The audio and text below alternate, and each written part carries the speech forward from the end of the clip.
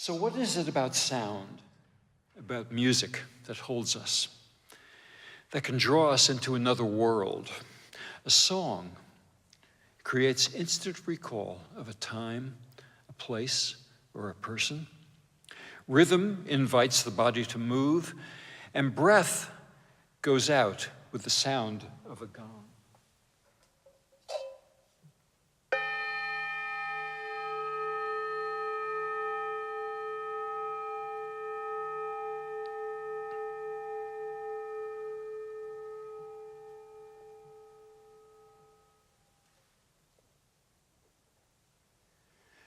Krishna's flute. The gopis, the cowherd girls, heard that sound and they dropped everything. They abandoned their husbands and this world to lean as close as they could to the divine. Salsa, Afro-Cuban rhythm, James Brown, irresistible, and the full body is moving and dancing. John Coltrane, for me, one note, and I get goosebumps. Or why is it that driving one day, catching one phrase of a Brahms symphony on the radio, and I feel emotions of being a small child that just kind of well up in my heart. The sound of the shakuhachi from Japan, breath becomes sound, becomes music, a bell ringing in the empty sky. Why do songs sometimes get stuck in your head and you can't get them out? Music is really a transformative modality. It can sweep us away, it can shift our moods, it can settle us, it can excite us, awaken us, or be mind-altering. It's a portal. It's crossing boundaries into ecstasy, intoxication, possession. What about sex, drugs, and rock and roll? Elvis Presley, his moves really frightened white American parents in the 50s. Or the Diabolus in Musica, the tritone, the devil's tone that was forbidden in early church music. And now it's interesting that that note, what we call the flat fifth, what jazz musicians call the flat fifth, is at the heart of jazz and blues, as well as the exorcism music of southern Italy. And that note is really on fire with energy. We'll hear it in Indian classical music in a moment. Music really joins what I call the visible and the invisible world. There's so much to hear when we really listen and feel when we're present. And yet, there's an edge, there's an element of intoxication, entrainment, possession, danger. We have all seen how nationalism and patriotic fervor run amok to the sound of music. And it's because music has always been associated with rites of passage, a bardo, something between two worlds. And as such, often the musicians are seen as powerful and dangerous. Years ago, when I first became fascinated with Indian music, I began to play a double reed instrument called the Shehnai in Benares. And I was fascinated with learning about the low social status of the professional musicians who played that instrument.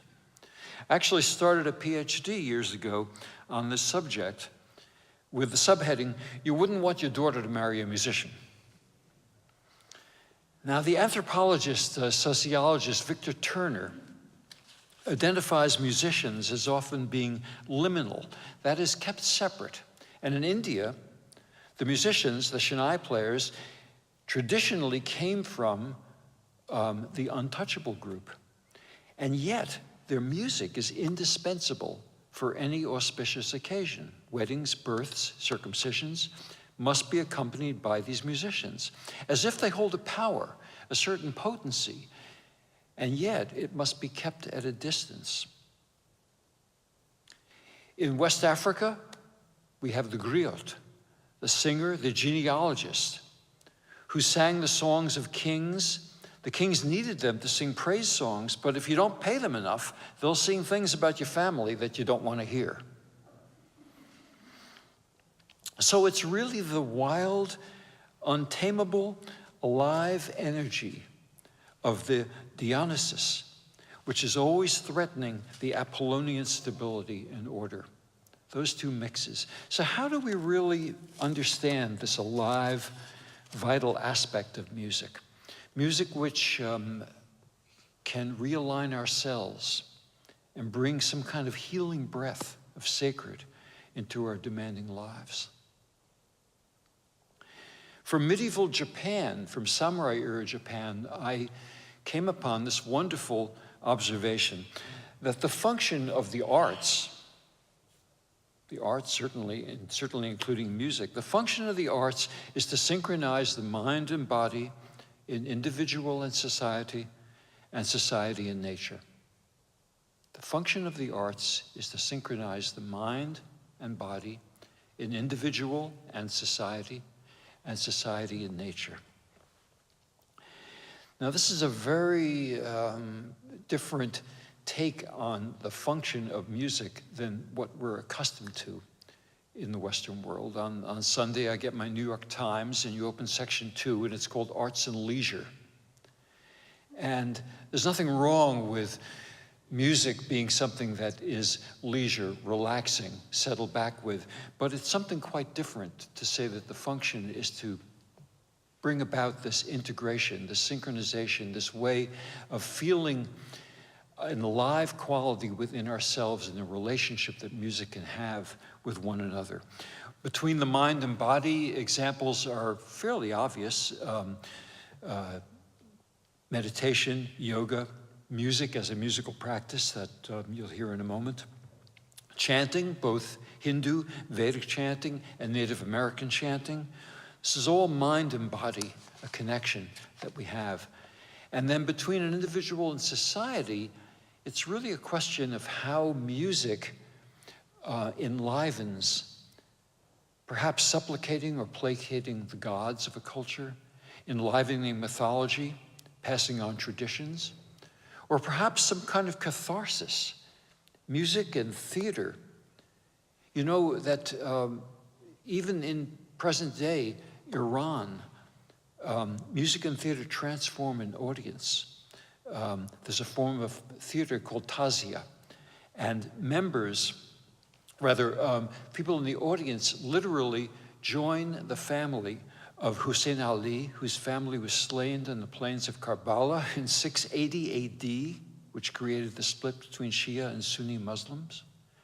And you'll see an entire crowd of people. There are films in the 30s, 40s, and 50s where thousands of people are wailing and grieving and suffering their fate and whipping themselves because they are indeed drawn into being part of Hussein Ali's family. And this cathartic experience of music and theater just taking people into that world. And music can be a cure. It can be a healing art that actually just brings people out of a state of despair. And music can also give us a sense of what, in a kind of a Buddhist perspective, would be our basic goodness, our essential good self, and the sense of balancing good and evil in the world. These are all ways in which music can activate something.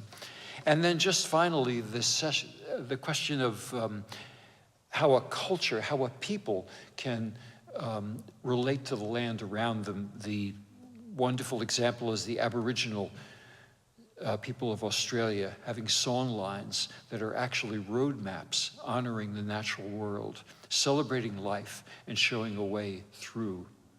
And in the southwest of this country, the Hopi Indians have a myth of the twins that sing a song down the spine of the earth and actually activate the land as Kokopile, the hunchback flute player, just fertilizes the land and keeps everything alive. So all of these ways or examples show us how music can enliven something, give us something that is genuine, is heartfelt. And what I'd like to do now is play a little bit. I'm going to switch to the floor.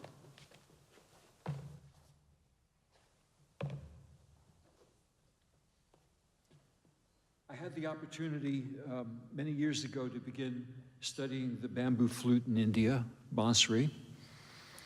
And Indian music in many ways is, in fact, a yoga, what we call Nadi yoga, the yoga of sound. And it becomes a practice, becomes a musical practice that allows us to explore, I think, that first element, the synchronization between mind and body. And what I'd like to do is play for you, and as I play, speak about what I hear, which draws me further into this music as a contemplative practice. It starts with a drone ostinato. Now, the traditional instrument, of course, is a tambura, but we are in the modern age, so we have the tambura here.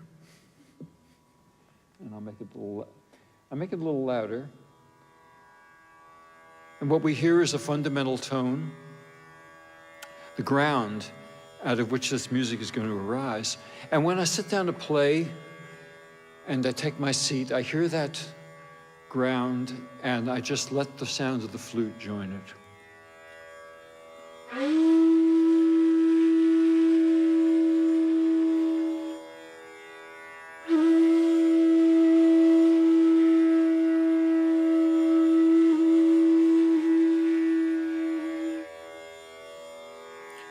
And as that sound settles, and over a period of time, I begin to hear shapes, musical notes, that resolve back to that fundamental tone.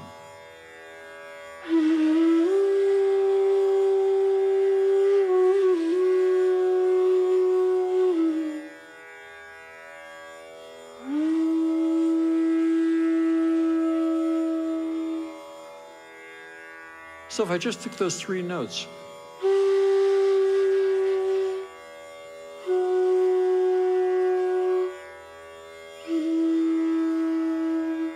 but I'll play them in such a way that they begin to take on a real shape.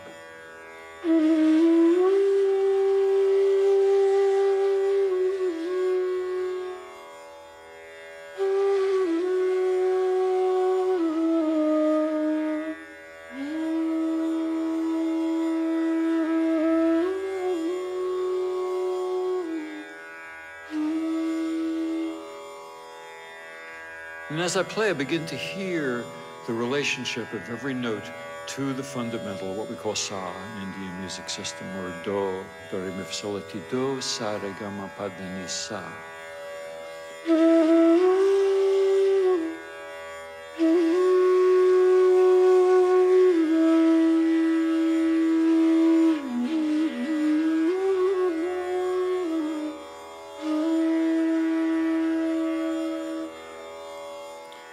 And then I mentioned that flat fifth note, the diabolus. You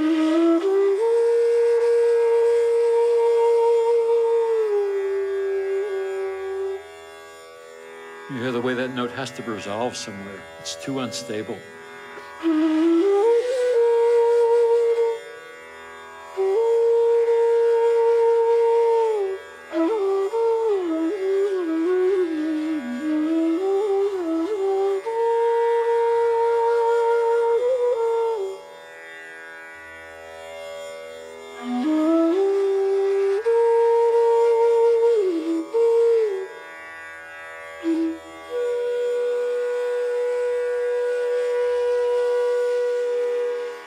Finally, a pillar, some stability.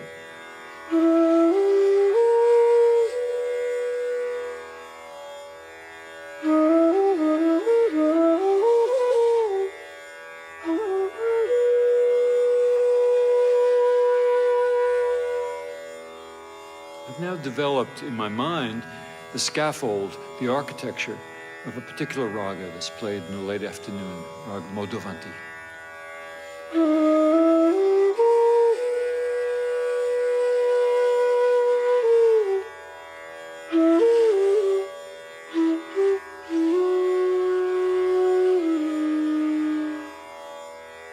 And closing that idea are those same three notes.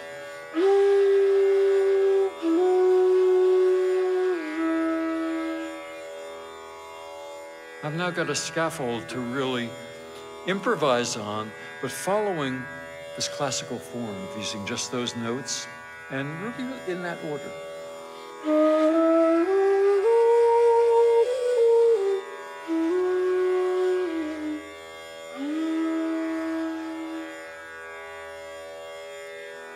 I feel like I want to expand the colors going down.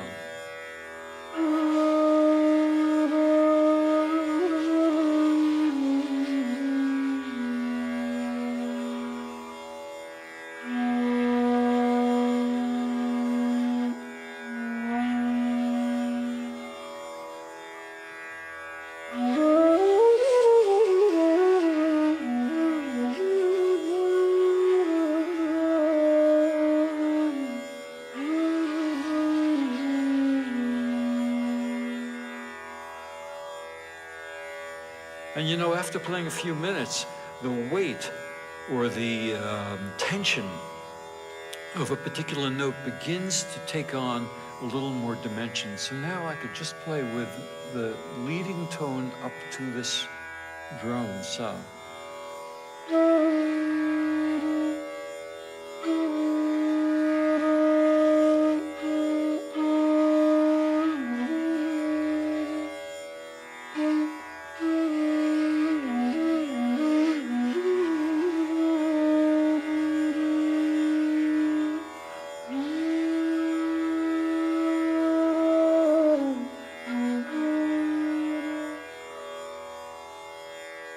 It seems that as the music goes on, there's a quality of going down into the possibility, the color of every note.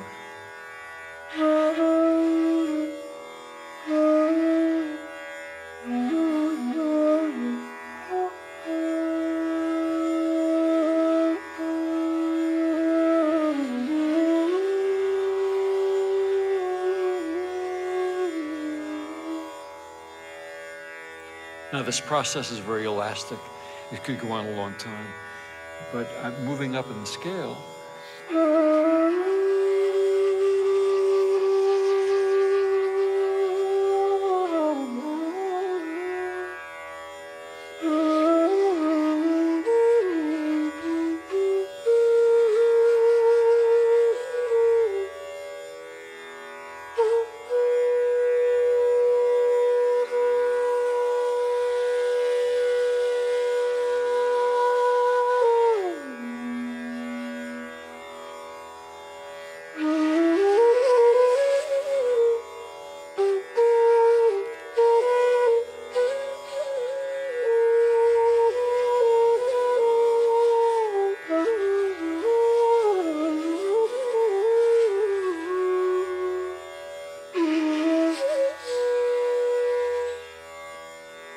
And I'm reaching up towards the higher octave of the tonic.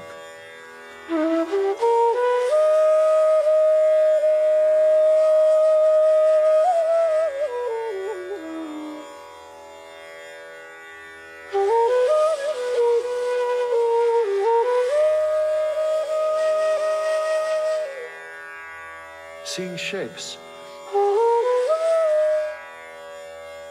and playing a variation on that shape.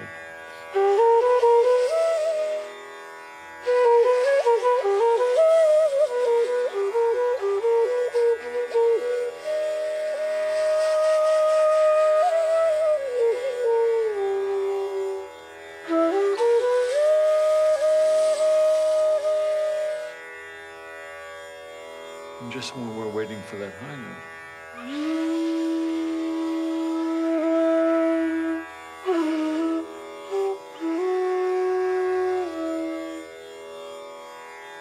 So to complete this arc, this picture,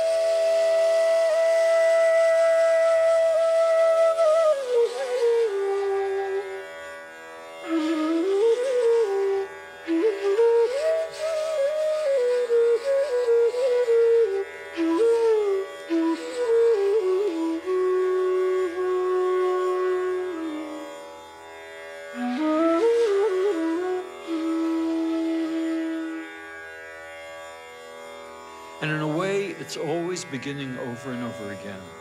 So now that that architecture is complete, there's a sense of just moving through that material.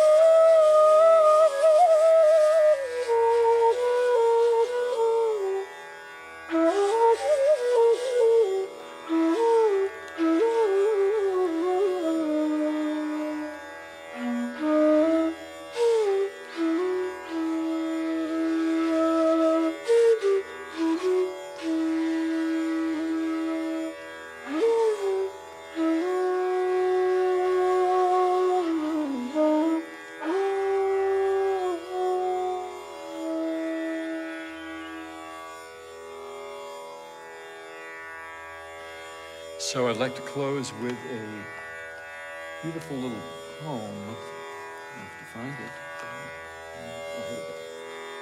it. Because this, in a way, I started with those 3 notes and ended with this. This comes from D.T. Suzuki, and John Cage wrote this. Before studying Zen, men are men and mountains are mountains. While studying Zen, things become confused.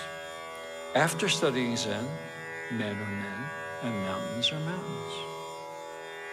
After telling this, Dr. Suzuki was asked, what is the difference between before and after? He said, no difference. Only the feet are a little bit off the ground. Thanks very much.